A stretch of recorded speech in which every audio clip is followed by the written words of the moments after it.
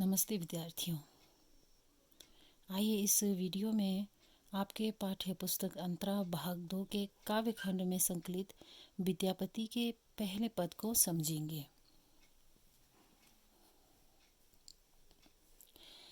के पतिया लय जायत रे मोरा पियतम पास, ही नहीं सहाय असह दुख रे बेल सावन मास। एक सरी बवन पिया बिनु रे मोही रहलो ना जाए, सखी अनकन दुख दारुण रे जग के पतियाए।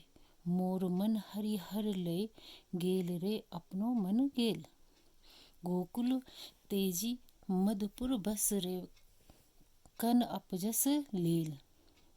विद्यापति कभी गाउल रे दनी धरु मन आस, आवत तोर मन भावन रे एही कार्तिक मास।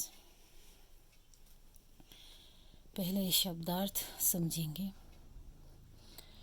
के का अर्थ है कौन, पतिया का मतलब पत्र, जायत का मतलब है जाना, मोरा अर्थात मैं, प्रियतम का मतलब है प्रियतम, ही हृदय, सह यानी सहना, असहनी।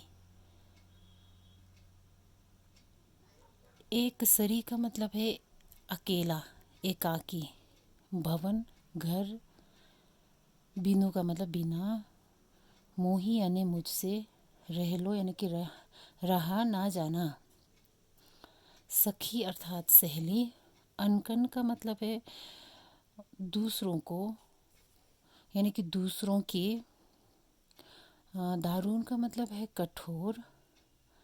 पतियाए का अर्थ विश्वास। जग का मतलब दुनिया वाले या फिर दुनिया।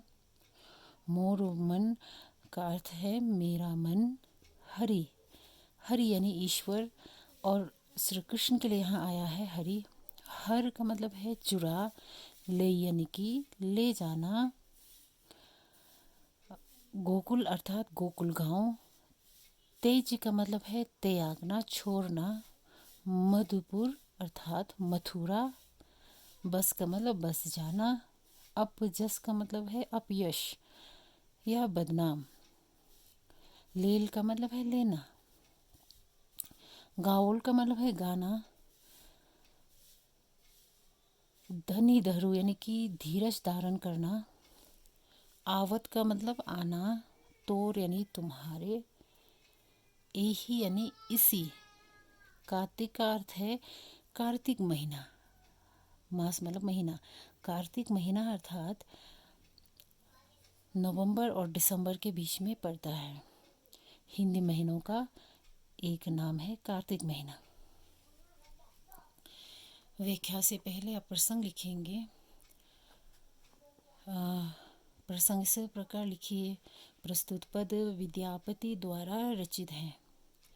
इस पद में नायिका अर्थात राधा की विरहावस्था का वर्णन है।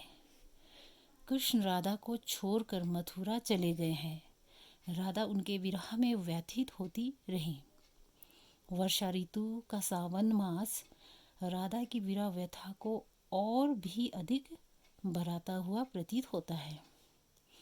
राधा पत्र द्वारा कृष्ण तक अपनी विरह व्यथा का संदेश भेजना चाहती है, परंतु कोई पत्रवाहक नहीं ढूंढ पाती। पत्रवाहक का मतलब मैसेंजर या फिर जिसके द्वारा पत्र भेजा जा सके, ऐसा कोई राधा को मिलता नहीं है। अब एक एक पंक्ति की व्याख्या हम समझेंगे। के पतिया ले जायत रे मोरा पियतम पास। इन पंक्तियों में नायिका अर्थात राधा अपनी विरहावस्था की जो दयनीय दशा है और जो प्रियतम है उनको पत्र न भेज सकने की अपनी मजबूरी का वर्णन अपनी किसी सखी अर्थात सहेली से करते हुए कहती हैं। क्या कहती है कि ऐसा कौन है, यानी कि संसार में ऐसा कौन है जो मेरे प्रियतम के पास मेरा पत्र ले जा सके। पतिया अर्थात पत्र को ले जाकर मेरे प्रियतम तक पहुंचा सके, अर्थात इस दुनिया में कोई ऐसा है। हिये नहीं सहाय असह दुख रे बेल सावन मास। आगे राधा कहती है अपनी सखी से कि मेरा हृदय क्या है, विरह के इस असहनीय दुख को सह नहीं कर पाता।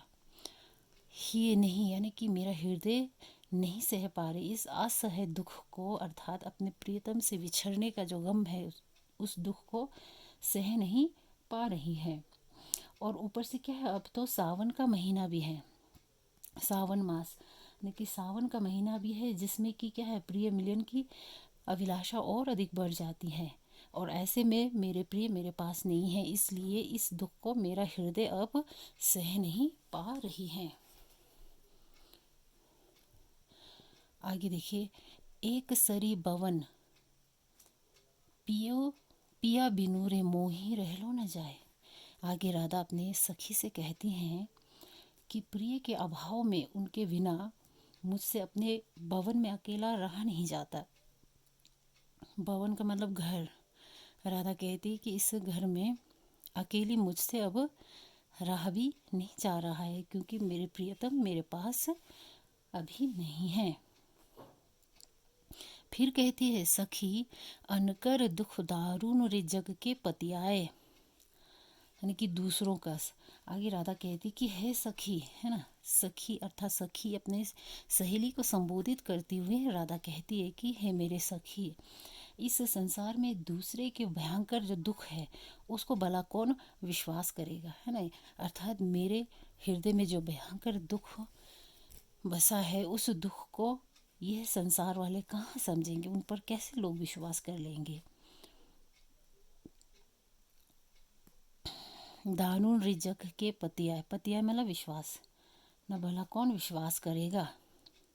और यही कारण है कि मेरे विरह के दुख का अनुमान क्या है, मेरे अतिरिक्त और कोई नहीं कर सकता। अर्थात जो मेरे हृदय है यही जानता है मेरी दशा के बारे में, है ना, मेरी कैसी दशा है इसके विषय में मेरा दिल ही समझ सकता है। मेरे हृदय के अलावा और कोई भी इस संसार में मेरे इस भयंकर दुख को नहीं समझ सकता। आगे कहती हैं, मोर मन हरि हर ले गेल रे अपनो मन गेल। कहती है राधा आगे कि मेरे मन को तो क्या है, कृष्ण ने हरण करके अर्थात चुरा कर, है ना, चोरी से चुरा कर अपने मन के साथ वो ले गए हैं। और गोकुल छोड़कर कहाँ जा बसे हैं, मथुरा जा बसे हैं। इसी कारण मेरा मन क्या है, अब मेरे पास भी नहीं, अब मेरे मन भी क्या है, वो भी अब मेरे पास नहीं। यह मन क्या है, कहाँ चले गए, इस मन को तो श्री कृष्ण अपने साथ चुरा कर ले गए हैं, इसलिए इस वक्त मेरे अपने मन मेरे पास नहीं है। और गोकुल छोड़कर श्री कृष्ण कहाँ बस गए हैं, गोकुल तेजी, यानी कि गोकुल गांव को त्याग कर मधुपुर यानी मथुरा जाकर वो बस गए हैं। इस कारण उन्होंने कितना ही अपयश क्या है ले लिया है, अपयश यानी कि बदनाम। इस प्रकार से वो एक तरह से बहुत ज़्यादा बदनामी अपने नाम उन्होंने कर लिया है। फिर क्या कहते कि विद्यापति कवि गाओल रे धनी धर मन आस।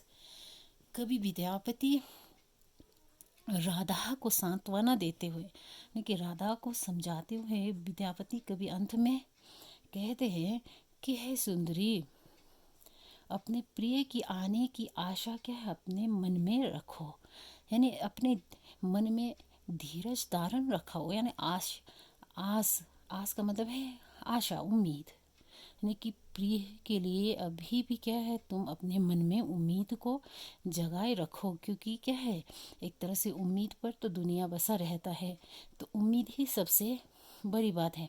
यदि तुम उम्मीद ही छोड़ दोगे तो क्या बचेगा। इसलिए विद्यापति कभी ही राधा को अंत में समझाते हुए कहते हैं कि हे सुंदरी, अभी तुम इतना जल्दी हार ना माने, अपने मन में धीरज रखो और उम्मीद अपने मन में जगाए रखो। क्योंकि क्या है, कभी विद्यापति को लगता है कि आवत तोर मन भावन रे यही कार्तिक मास।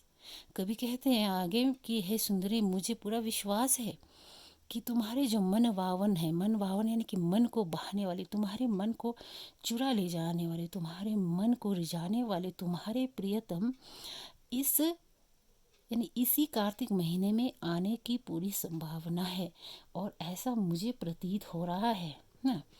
इसीलिए क्या ज़रूरी है कि तुम अपने मन में उम्मीद को जगाए रखे, इतना जल्दी हार ना माने।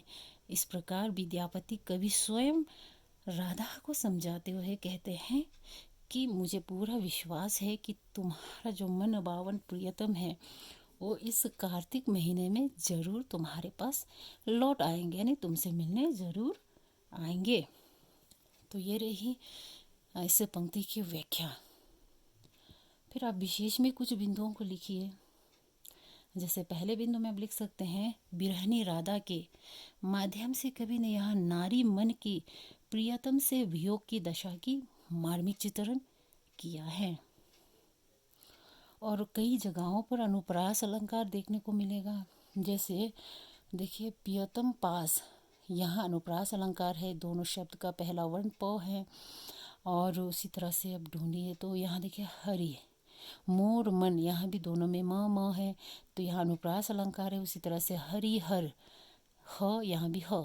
तो इन दोनों पंक्तियों में या फिर इन दोनों के बीच में भी क्या है, अनुप्रास अलंकार का प्रयोग हुआ है। उसी प्रकार धनी धरो, यहाँ भी दो है, यहाँ भी दो है, तो यहाँ भी अनुप्रास अलंकार का प्रयोग हुआ है। और दूसरी बात विशेष में आप लिखेंगे इसकी भाषा। भाषा क्या है, भाषा मैथिली भाषा है, यानी कवि ने मैथिली भाषा में इस पद को लिखा है। और रस की बात अब करें तो यहाँ क्या है, वियोग श्रृंगार रस देखने को मिलता है। धन्यवाद।